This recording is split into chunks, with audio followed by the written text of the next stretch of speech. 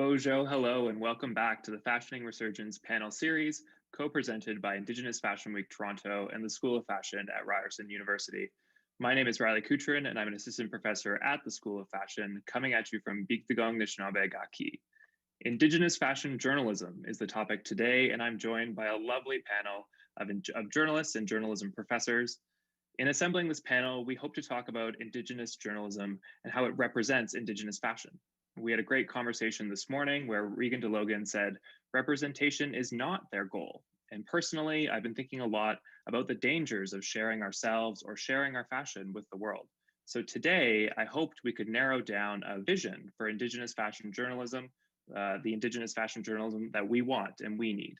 So I'm going to launch right in and ask everyone to introduce themselves, but also offer one observation about Indigenous fashion. Candace, can we send it over to you? Madhu, Riley, thanks so much for inviting me to be on this panel. I'm coming to you from the ancestral unceded Musqueam lands near UBC. I am a member of the Tahltan Nation, and I am from the Crow clan. I work at UBC. I think about journalism constantly. And it's really great to be thinking about fashion specifically because I had the opportunity last year to go to the Vancouver Indigenous Fashion Week, which was phenomenal. Kelly? Hi, everyone. I'm Kelly Boutsalis. I'm originally from Six Nations. I live in Toronto now, and I'm a full-time freelance journalist. And my most recent piece was in Fashion Magazine, and I got to write about buying Indigenous heirloom jewelry with the idea of passing it down to my daughter. And that was a really great moment to highlight a lot of the amazing Indigenous beadworks and jewelry creatives that we have. Duncan? Miigwech Riley, Ani Kinawea, Onquidance Indigena Cas, Minwa Duncan McHugh, Jaganashman Nuswin, Maingun, Nedo Dem, Chippewas of Georgina Island, First Nation and Dunjiba, but Toronto in Da, Anishinaabe in Da. And what I just said was a introduction that we use amongst ourselves here in Anishinaabe, a key in our home territories. My name is Duncan McHugh.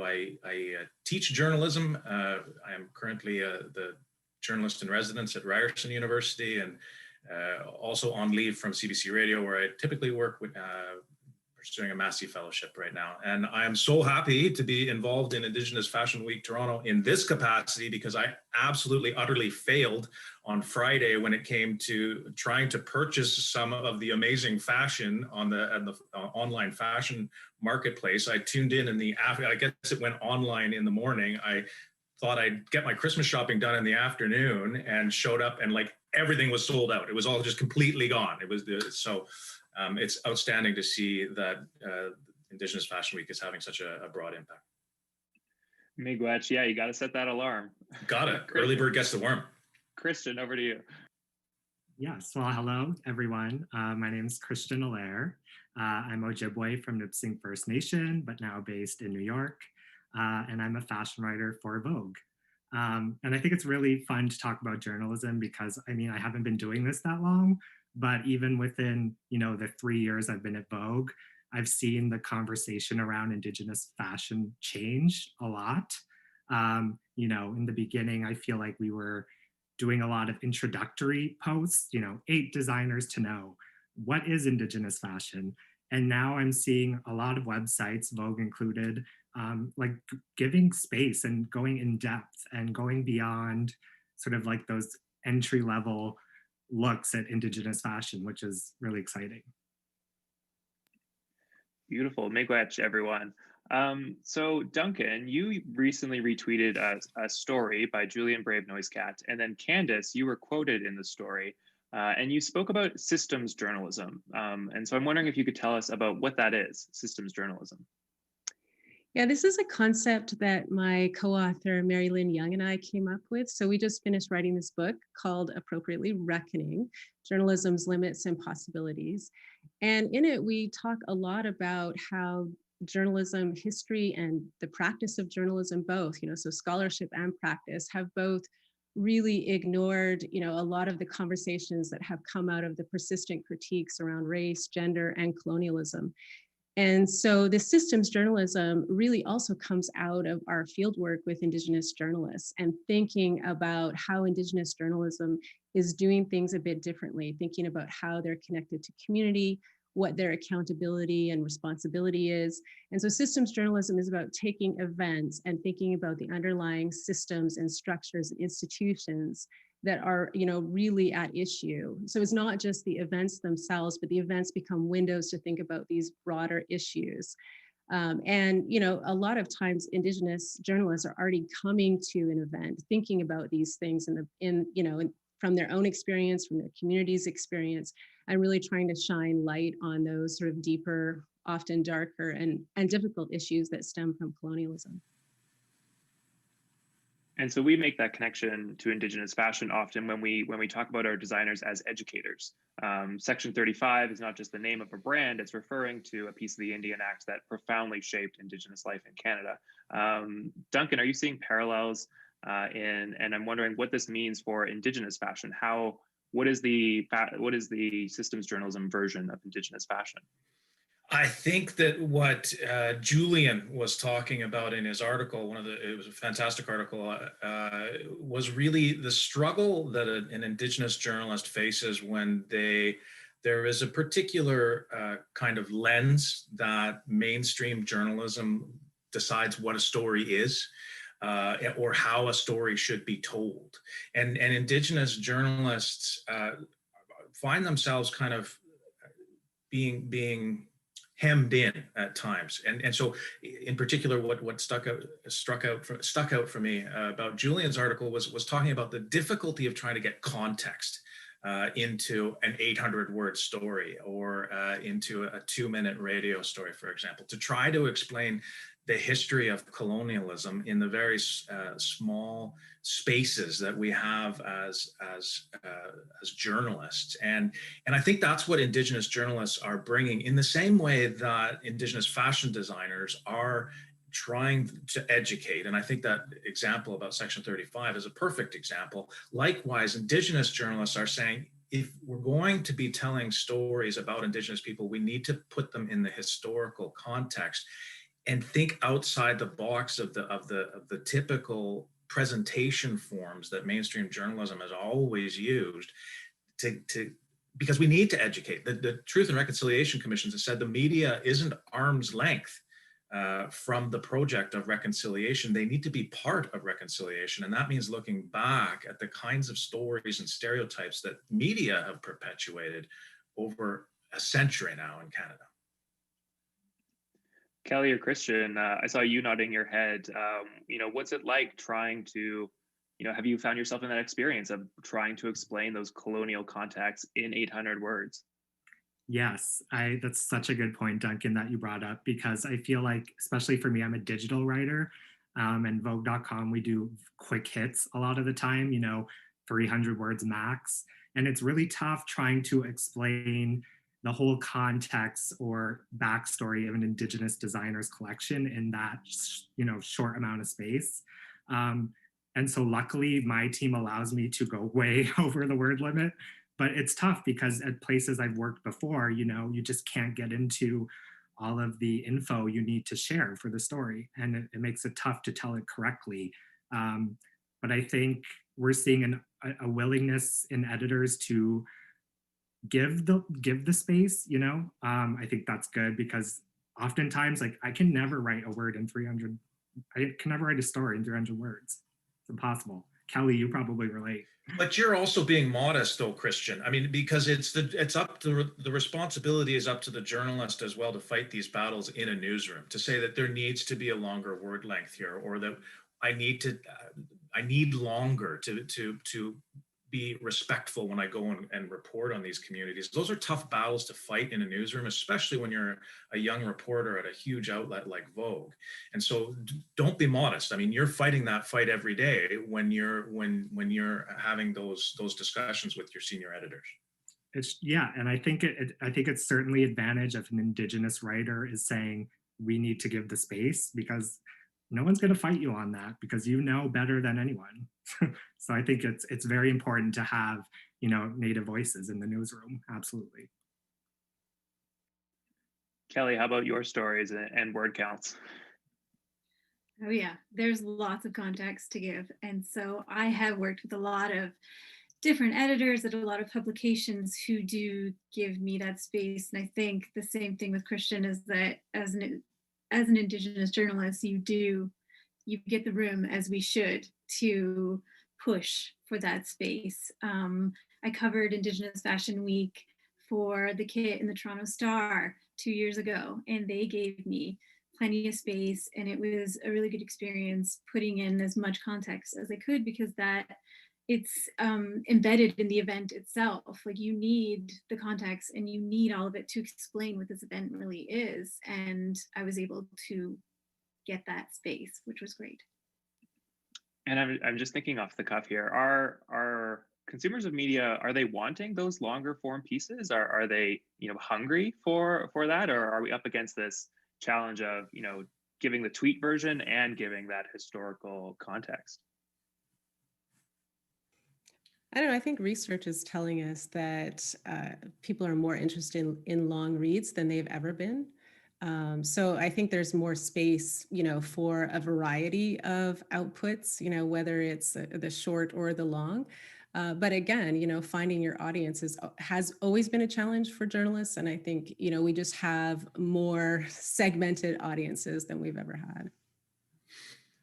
And I'll ping off of that and say, I think my sense is that a story is as long as it needs to be. And so it shouldn't be long for the sake of being long, but there's absolute, I look at the success of a podcast like Connie Walker's Missing and Murdered podcast, which was a 10-part series with, 45-minute episodes and literally millions of downloads. So, there's certainly an appetite for long form journalism. And when it comes to fashion, unfortunately, we've seen these same stereotypes and tropes repeated in the coverage of Indigenous fashion and Indigenous art that we have seen in other forms of media. So whether it is the emphasizing of a victim narrative, right? So looking back at the tragic past or the poverty, for example, in an Indigenous artist's history. Also looking at exoticizing or romanticizing their work. That's equally problematic. It may come from a good place in the sense that the journalist wants to celebrate the work, but if all we get is kind of an exotic portrayal of the artistry, then that's equally problematic. And perhaps especially important for Indigenous fashion because it is so visual and because it's so immediate in that sense. Christian, Kelly, are you still unpacking those stereotypes? Are you kind of in a place where you're moving beyond those stereotypes? Have you noticed a shift? Yeah, I think at the beginning, I remember the very first story I pitched about Indigenous fashion, we had never written about ever on the site. It was like the first. And I could see why at the beginning we would want to really go down to the basics. It sort of makes sense to introduce it to your audience who've never heard of Indigenous fashion. But I think over time, the more I've done it, my editors don't necessarily ask me to just give it that basic treatment. Luckily now I can just, sometimes I don't even have to talk about the history. I can just say, these are beautiful clothes and treat them like any other designer. Not everything has to be such a weighted story. Sometimes a designer just had really fun that season and that's all they want to talk about. And I think luckily, the more we cover Indigenous designers, we can just cover them how they want to be covered, I guess, if that makes any sense. No, it's a very, very point well taken, because we should also just be celebrating the joy that is Indigenous fashion and moving away from that deficit lens. Kelly, any thoughts about this? There is a little bit of need for a little bit of that context, but I've found the same thing with Christian, is that I am able to provide more of, if it's just the clothes and the fun season that they're having, then I can do that as well. Just to add on to what Kelly was saying, I think this is something that journalists often don't talk about, but really the way that you write contains an attitude in it, right? Scholars have talked about this for a while. You actually name enemies and allies. You do contribute to social order, or to thinking about what social ordering is. And so I think that what Indigenous journalists have cut out for them in a way, right, is not only like what Christian said about going first, but also this challenge of moving beyond the kind of victim or hero narratives that are there, right? And really thinking about the broad spectrum of experiences and, the ways in which Indigenous fashion reflects relations with land, reflects relations with waters, reflects relations with our non-human relatives.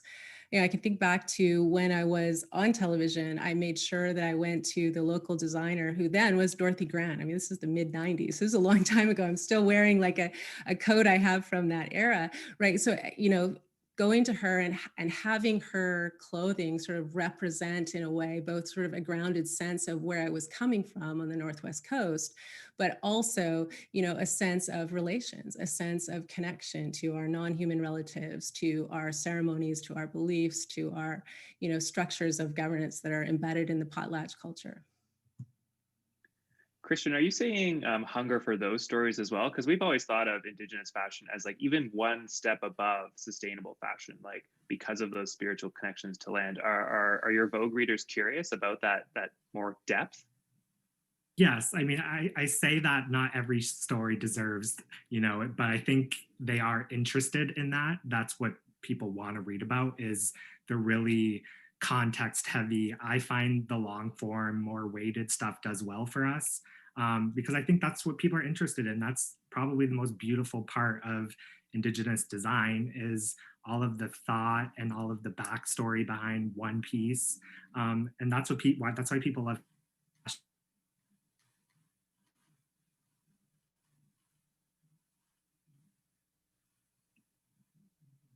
Did we lose Christian? May have lost Christian. Hopefully Christian will join us again. This is Zoom. We do have technical difficulties, but I think this brings us to an interesting point, is if the beauty of Indigenous fashion is that spirituality and that connection to land, where is this line between sharing our culture and also protecting what should be kept in communities? That's a hard question. So I can't answer that for I mean, those are questions that the designers themselves and the artists and they need to answer.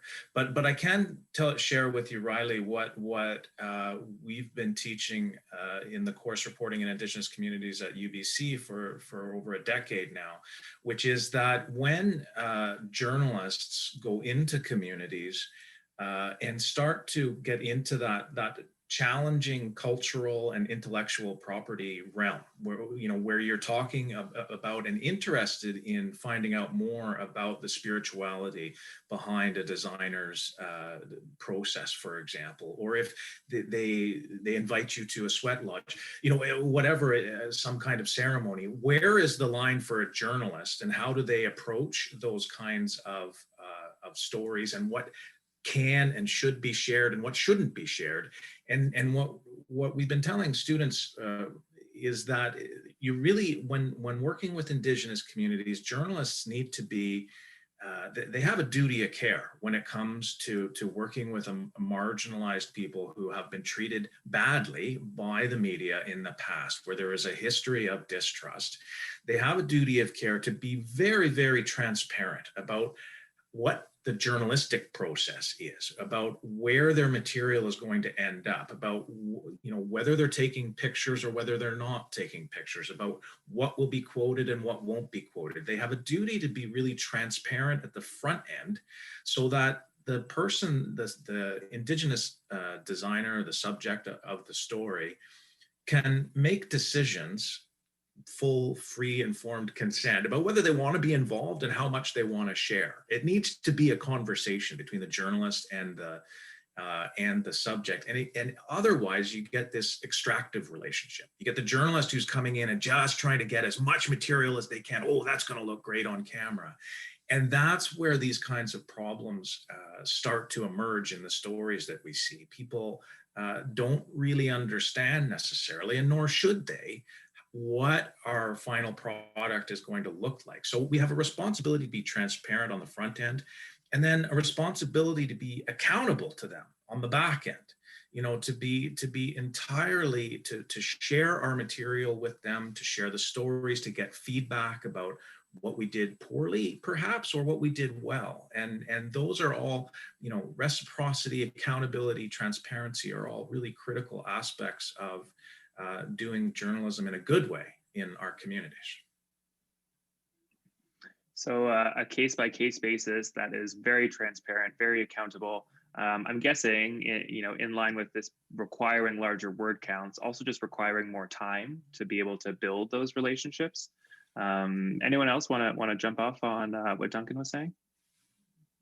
Yeah, I'd be interested actually to hear from Kelly about this, because I teach with one of her great pieces that came out just a little while ago about climate change, where they're talking about burning practices, and which is a communal practice, right? Communally held knowledge, and so there is a moment in which I think communities want to be public, and so how you think about packaging that for wider audiences, what gets left in, what gets left out. I think this is also touching on what Duncan said, the kind of accountability and responsibility you have to working with communities to tell stories that represent the kinds of knowledge and truths that they want out there, and then providing the wider context in which to understand why it's important to know what's happening in a particular community. So I think that kind of speaks to the trust that Duncan was talking about. And there for that particular story, there was a lot of conversations, not just the one that led to that story, but it was always a check-in, and how is your reserve doing in the lockdown? How's your reserve doing? There was a lot of that, and there is extending a lot of courtesies, and there were things that were left off the table a little bit there. And I'm always very sensitive of that when somebody says, I'll tell you about this, but this is totally off limits. I was in ceremony. We can't talk about that. You can't publish it. So that didn't happen in that exact story, but others. And just listen as best as you can. And if somebody comes back and they're like, no, that's off limits, that will get me in trouble with the community, then absolutely a huge consideration for all of that. Christian, have you been thinking about, this process of disseminating fashion? Because I think, arguably you have been the one who has been disseminating Indigenous fashion the widest on Vogue's platform. What's your process like for navigating what do you share and what do you not share? Yeah, I think a lot of stories come from, luckily, people I know, and like everyone just said, just sort of tips you get or things you're sort of on the scene for. And with that being so ingrained in it, you sort of get a sense of what's okay to share and what's not to share, and being sensitive to certain things. And I think that's so important for even something as fashion, which you think is sort of maybe fluffier or not as hard hitting, but when you're talking about inspiration or backstories, you have to be really sensitive with, because these are people's lives and people's stories they want to share. And so that's something I'm always very careful about, especially with Vogue. I mean, we have huge readership, so for something to come out and they're not totally happy with it is like my nightmare. So I think I'm just always super careful, but luckily coming from that community, I feel like I always have a pretty good idea of what I should include and what I should not. But, that's where it gets tricky, is you want non-Indigenous journalists to also cover Indigenous designers. It shouldn't just be us, but they're not going to know sometimes those, intricate things that you probably should know. So I don't know what the solution is. Maybe someone here has a solution, but I think all you can do is just give it a go and try doing it. And you know, there's only one way to do it is try. I don't know. What do you guys think? I think there are solutions. The TRC kind of led the way in pointing to some of them. Is in particular, there was a call to action which said that it's, you know, education is what got us into this mess. Vis-a-vis the residential schools, education is what's going to get us out. And so the Truth and Reconciliation Commission particularly focused on journalism schools and said journalism schools they must start teaching Indigenous history, Indigenous culture, the Indigenous legislation, all of these things. It is as important for Canadian journalism students and journalism students in the United States as well to be learning that as it is to be learning how to write a lead, to be learning how to white balance a camera. These are essential parts of being a practicing journalist in this country. And so journalism schools need to start doing, and that's why it's so important to have Indigenous professors like Candace Callison at UBC, who has been teaching Indigenous content in her course for years now, long before the TRC.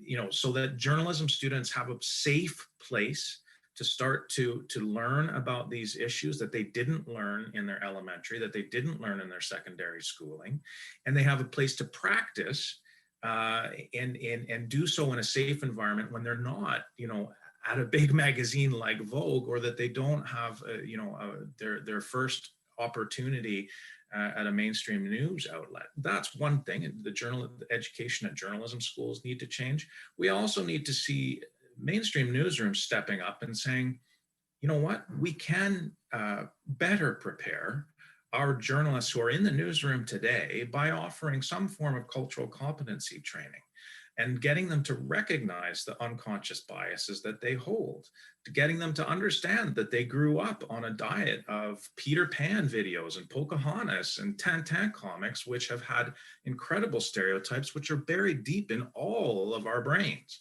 about what Indians look like and how Indians act, and that colors our journalism. We need to start to break down some of those stereotypes that are deeply embedded in the minds of Canadians and in the minds of journalists. And once they begin to recognize that we all carry the burden of these tropes and stereotypes in the past, then we can start to improve our journalism. So perhaps we need like a master class for newsrooms about what is Indigenous fashion, why is it so political, why is it so, you know, revolutionary with its desires for land back, those kinds of things. I think we need more leadership too in newsrooms. I mean, it's remarkable to think that Christiane is like one of the first people to do a story on Indigenous fashion, right? Like, to me, this really speaks to the kind of erasure that's been persistent and really much more felt in the US. I was in the US for a year, a couple of years ago, and it was shocking for me to be back again and realize, you know, the differences between Canadian US media. They're really different problems. I wouldn't say one is better than the other, but, you know, like this is a real challenge when you haven't had, you know, a big bank of Indigenous journalists to move into leadership, right? We're really only watching sort of Duncan and I's age group sort of moving through and ready to take up leadership positions.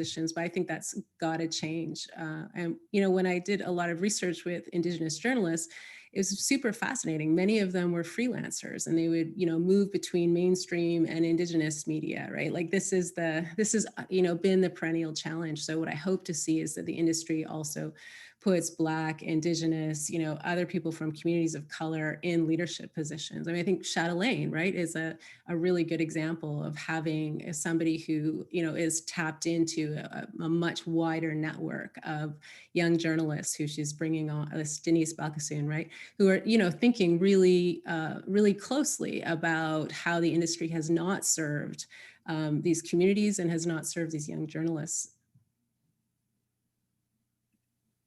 Kelly, any thoughts? We've been hitting on the role of education, the role of allies in newsrooms. Any thoughts?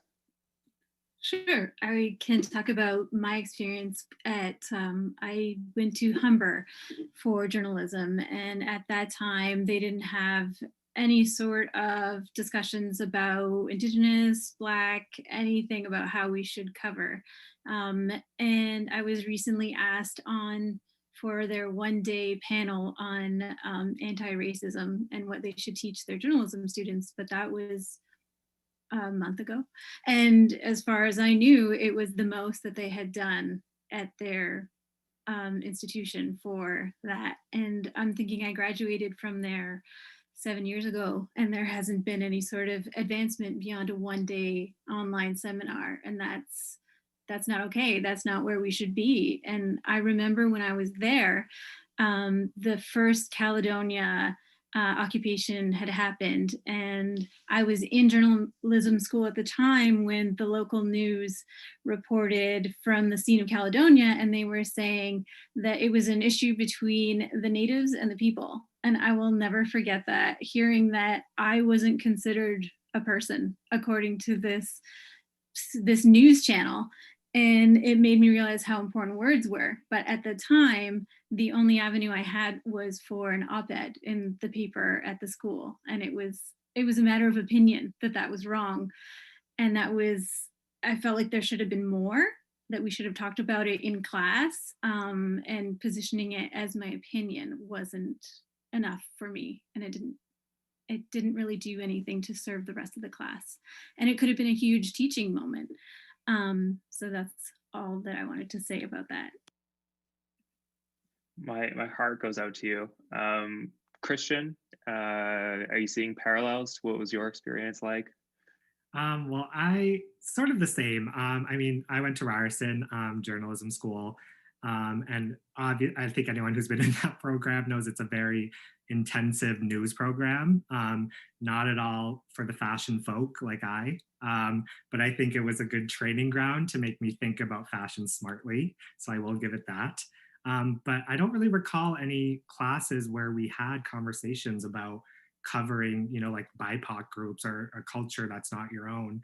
It really is a whole, I agree, like it should be a whole master class, because even, I cover Indigenous, but I cover a lot of other cultures, and I'm by no means an expert. Like I'm new to some of them as well.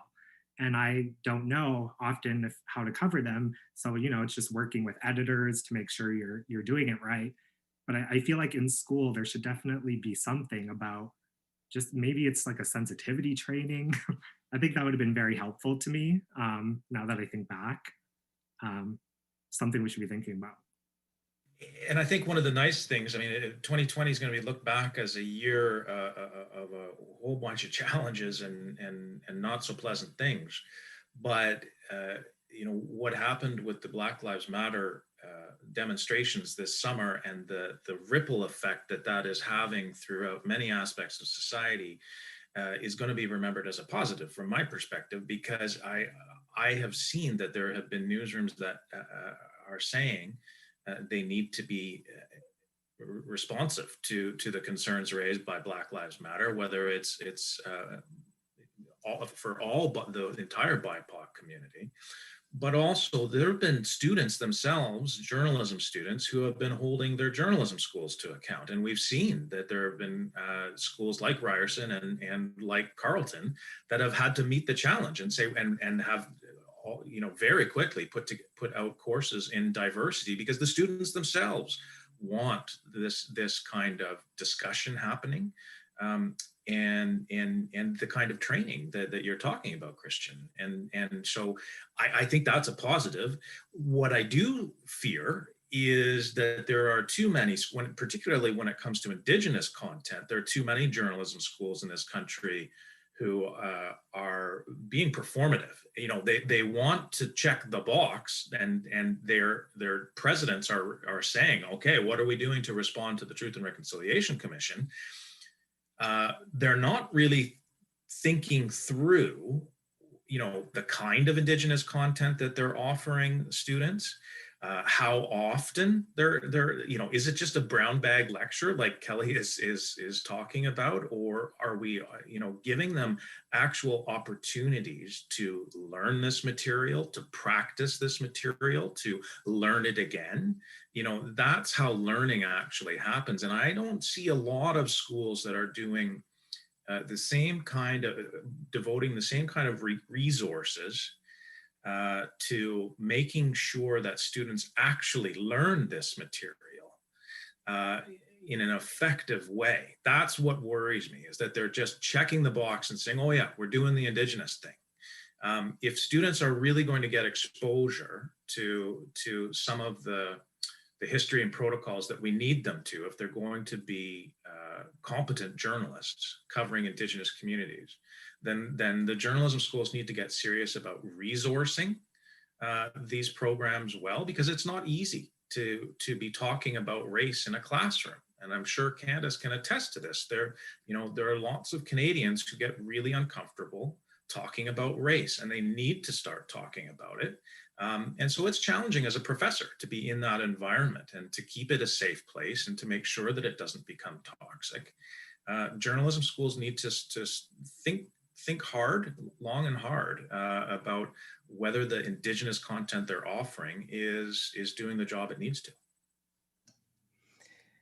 Yeah, really interesting to think with all of your comments. I mean, the story Kelly told about her journalism school experience, I've actually heard a very similar story from another Indigenous journalist at a different journalism school. Actually, I've heard it a few times now that I'm thinking about it. You know, like this is a all too common experience. And I think what Duncan said is right. Like you can't indigenize without Indigenous people. Sorry, folks, right? Like, I feel like this is something I literally say, I don't know, every week at UBC, because there's such a push to kind of be more responsible or be more sensitive, but actually there's a transformation that's required to really think about, you know, disrupting the status quo, you know, responding to the ways in which dominant colonial narratives have continued to push for, you know, a certain kind of representation, you know, the repetition of the deficit model, et cetera, right?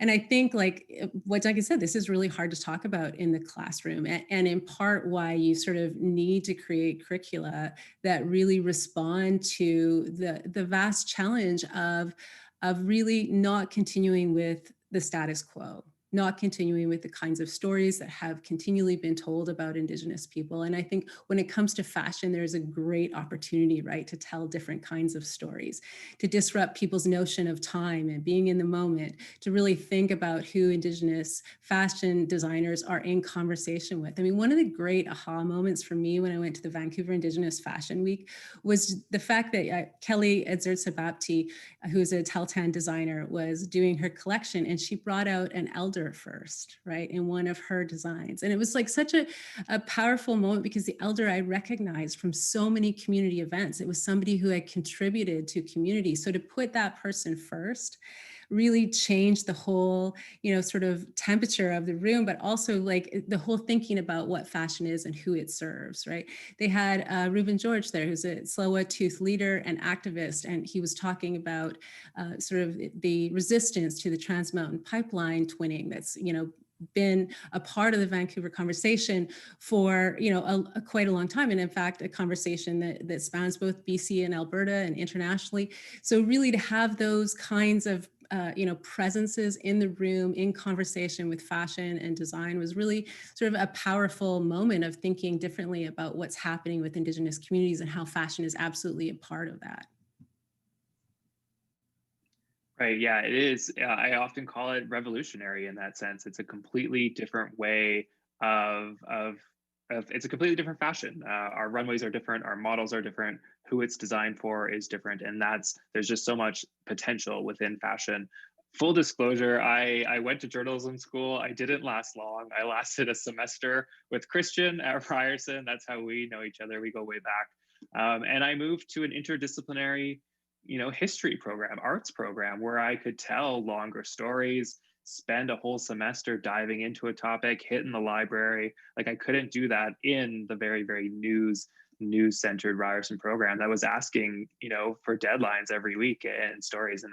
And so I think I made a long way around, and here I'm back at fashion. But I'm wondering, Kelly, Christian, or anyone, what are the kinds of Indigenous fashion stories that you want to tell next, or what are the stories that need to be told? Well, I think I'm very fortunate now where I don't have to do the roundup type stories on Indigenous Peoples Day and that's it, like many other publications. But I think I'm always looking for new designers, new talents. So just telling individual stories and giving them the space. Always, that's my bread and butter. That's what I love doing. I think sustainability is a huge conversation in fashion right now. People are very interested in learning about what people are doing to counteract the waste that fashion's producing. And so I think within that, there's a lot of stories to tell within Indigenous design because virtually every Indigenous designer practices sustainability in some way.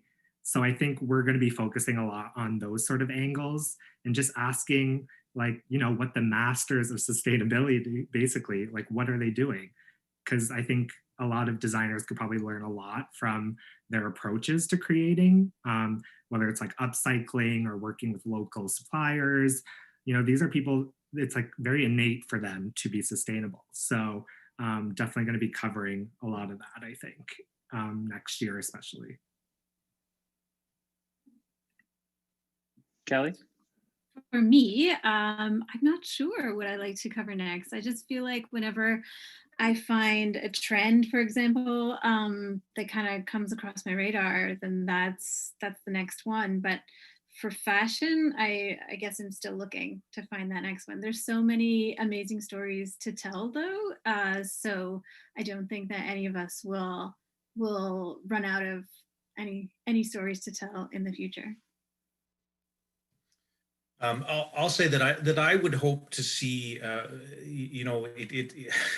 laugh when I hear Christian talk about needing to head off, on Indigenous Peoples Day or whatever, and produce a story for Vogue, because that's so 2002, right? Like enough with the calendar journalism. Like there's so many more themes now that journalists should be exploring when it comes to Indigenous fashion. When I think of some of the stories I've done on Indigenous fashion for CBC, whether it is sealskin fashion in Iqaluit and someone who is designing sealskin stilettos, shoes, and sealskin bras, right? Like that kind of thing.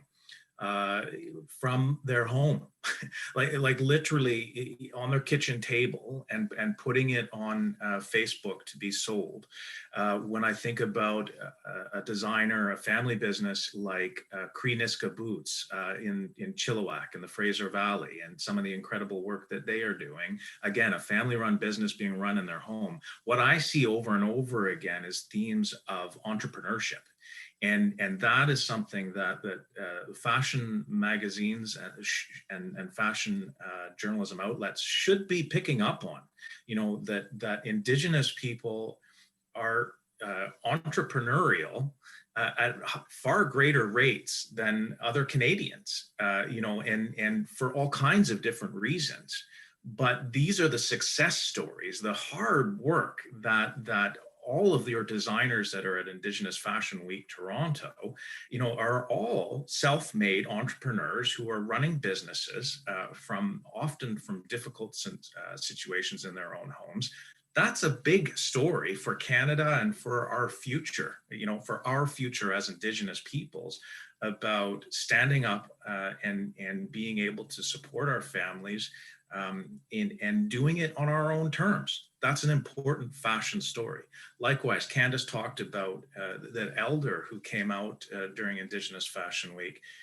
Indigenous fashion designers don't come up with these beautiful items of clothing just because they hit they hit the books. Often there's a tradition of mentorship and of training where people reach out to their elders and to their knowledge keepers and are learning about the traditions so that they can incorporate them into design. That's something that I see over and over again amongst Indigenous fashion designers. Those stories aren't well told yet, and they need to be. And so I think there's all kinds of themes that can be being explored right now. And I think importantly, that entrepreneurship is so much a social entrepreneurship. It's not your typical model of entrepreneurship that you want to scale up, you want to scale fast, you want to grow your business.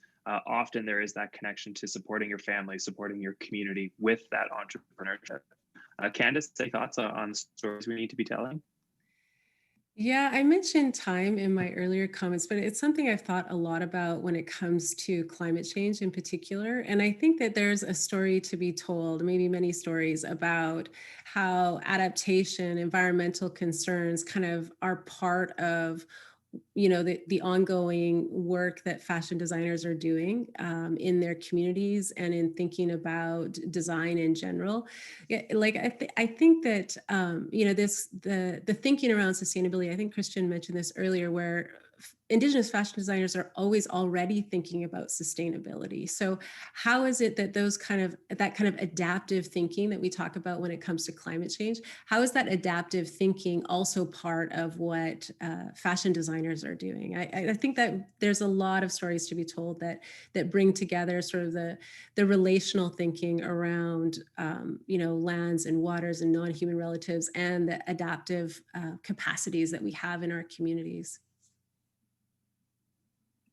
Right. You mentioned, pipeline protests, and there are very vocal designers who speak out against fracking on their territory. Tanya Larson, I'm thinking about, because, without land, you don't have caribou. Without caribou, you don't have hides. You don't have fashion. So I think stringing together that sustainability piece to our fashion. Christian, any additional thoughts on do you see those threads of politics and interconnection? Yes, I think there's always a hint of activism in a lot of Indigenous designers' work. And I see that especially, 2020 was the year to do that. Let's just say that.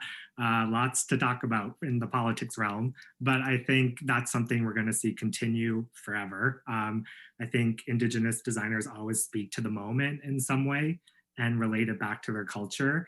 So that's always going to be a story to tell that's not going away. And that's what makes it so exciting to cover, that there's such a purpose, I guess, to what they design and what they do. And I think it's only getting like bolder and bolder as we go on, which is great. I think that's exactly what they should be doing. So it's not very often that we gather in this virtual space. We have about 10 minutes left. And so, we've gathered this team of Indigenous journalists, fashion journalists. Do you have any questions for each other or tips for each other? It is a shame that, we can't get a room of 30 Indigenous fashion journalists together and all strategize and mobilize. Christian. Yeah, I wonder what for you guys. I've always worked in newsrooms that, yes, have been diverse, thank God, but I've never actually worked directly with, say, another Indigenous person, like in my day-to-day, like working on stories together or maybe having someone edit me. And I wonder what your cases have been in that way, and if you found it helpful to have that second voice to brainstorm with, because sometimes I feel like I'm just pulling things out of my head and I have no one to like talk about it with who like knows that community very well. I wonder what your experiences are. I was in Ottawa for Canada 150 celebrations, and you may remember that there were protests going on the Hill, and so we were trying to give voice to some of the concerns that Indigenous folks in Ottawa were raising about the Canada 150 celebrations, that it wasn't quite a celebration for a lot of Indigenous people. And I was doing a story for both CBC Radio, but I also doing an online version that required a cameraman, and my good friend Wabagijik Rice ended up being my camera person. And I said to him, Wab, this is the first time that I have ever shot a news story with an Indigenous cameraman. And it was such a wonderful, and not to say that there aren't great Indigenous cameramen out there. There are some. Rene Siwi Labelle leaps to mind, but there are many others. I just haven't had an opportunity at CBC to work with them, and so it made such a huge difference to know that there was someone behind the camera who had, that I didn't have to explain, that I didn't have to teach, that knew what we were on the same page just immediately. That was just such a great feeling. Candace, do you have a thought there? Yeah, when I was working at like a working journalist before I became an academic, it was rare. I mean, Doug will probably laugh about this story, but when I left the CBC, they asked me if there was another Indigenous person that they could call. So I put them in touch with Duncan. Right? Like this is, you're really an only. And when I moved to CTV and I did a show there, then that was the first time I really worked with an Indigenous producer and an Indigenous cameraman, and it was a beautiful thing. I left there and of course went back to being an only. But even as an academic, it's often been a rather, sort of lonely road. Like you get together with people at conferences. And I would say the great thing that I've done in the last couple of years is go on the Media Indigena podcast and being in conversation with my fellow podcasters. So Rick Harp is the producer, and it's Kim Tallbear and Brock Pitawanagot and Ken Williams. And it's really been such a wonderful, like productive, generative space for me to think about, what it is we're doing as Indigenous scholars, but also what we're doing with media and how to think about Indigenous representation. If I could throw out a question though, for because I'm curious to know what the fellow panelists think, because on the one hand, it is wonderful to work with Indigenous journalists, and I'm so proud and amazed when I see work by Kelly or Christian in this field. But on the other hand, there may be some non-Indigenous journalists who are watching us right now who are saying, how can I improve? I want to get into this, and I wonder what your thoughts are about non-Indigenous journalists who are covering Indigenous fashion, and whether you have anything to share for them.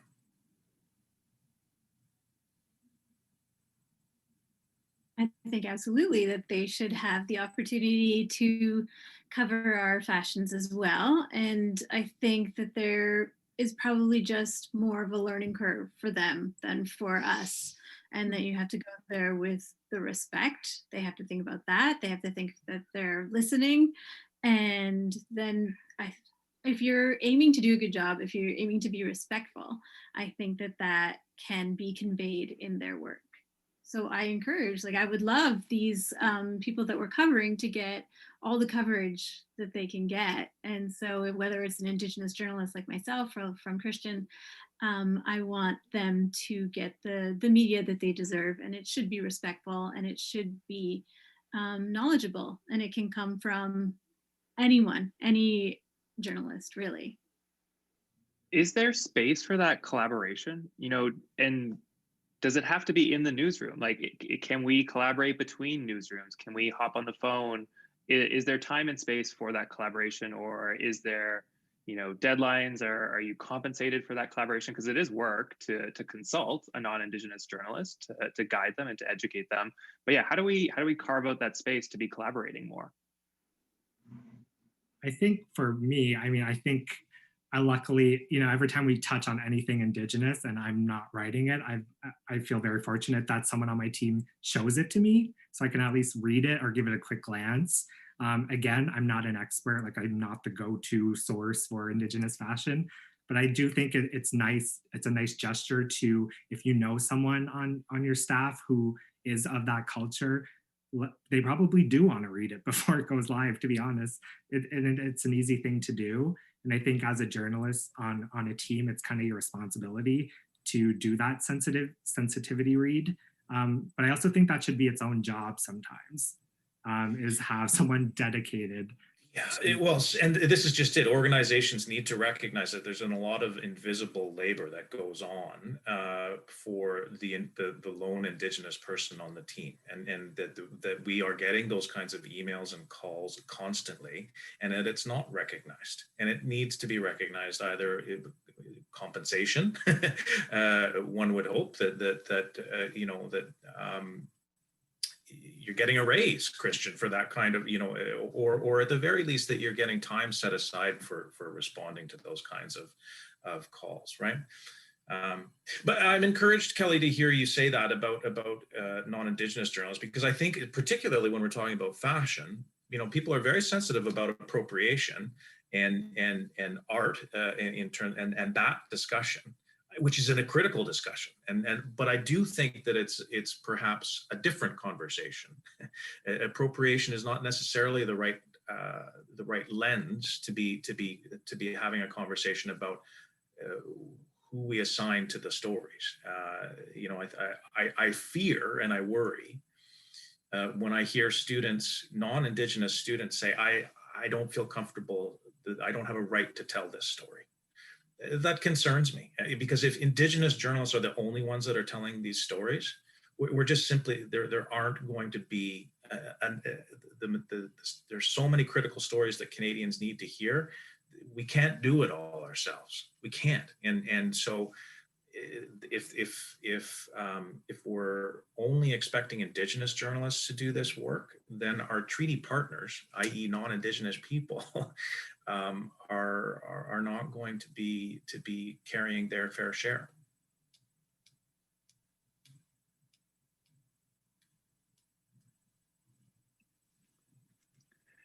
Any other final thoughts or questions for each other while we have the space and while we're with each other?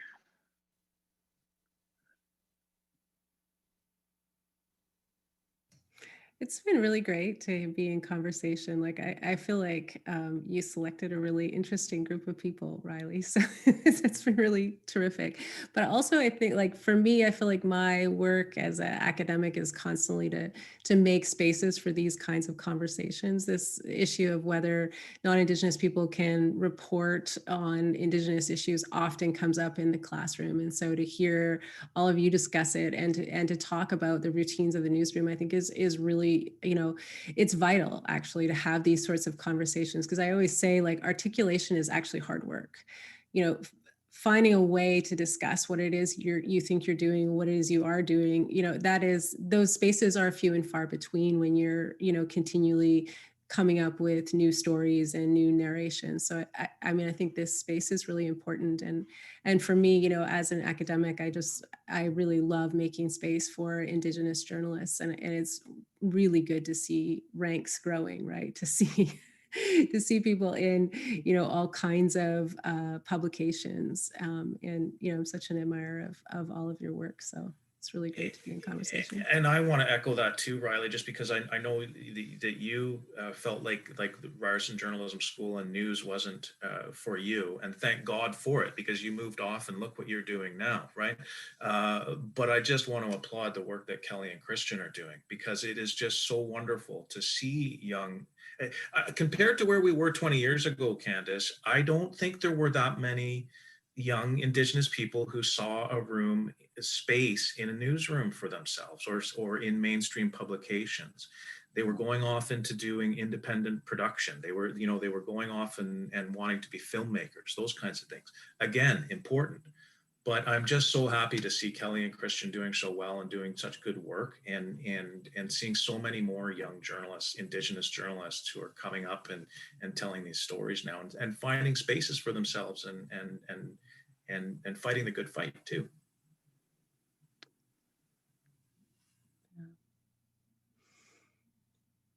Yeah, that's really true, Duncan.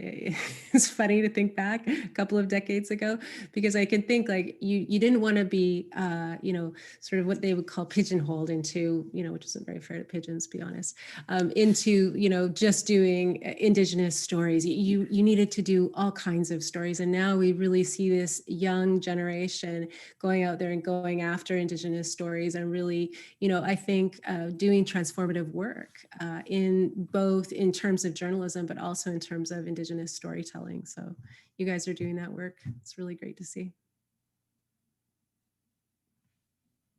Yeah, well, I would just like to say thank you, Riley, also for organizing us. I mean, it's not often I get to hear from peers, I mean, who are doing similar work. It's sort of like my version of a fan club is whenever I get to talk to people who are doing this good work.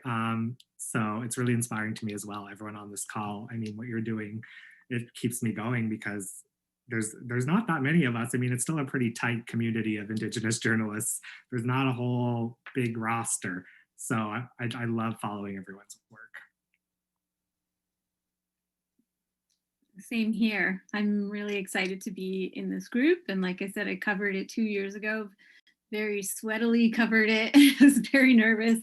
And yeah, it's very thrilling to be on this panel with all of you. And I am definitely encouraging other Indigenous journalists to join our ranks. Amazing. Chimigwech for joining us. It sounds like we need more education in the newsroom, in schools first, but also in the newsrooms for Indigenous journalists, non-Indigenous journalists who are out there already. Need more collaboration between us. Maybe we should start like a WhatsApp group, a private DM conversation between all us Indigenous fashion journalists. But I'm so hopeful for the future of Indigenous fashion journalism and covering this beautiful revolutionary movement that is Indigenous fashion. So Miigwech for tuning in and Chimigwech to our guests today. I'm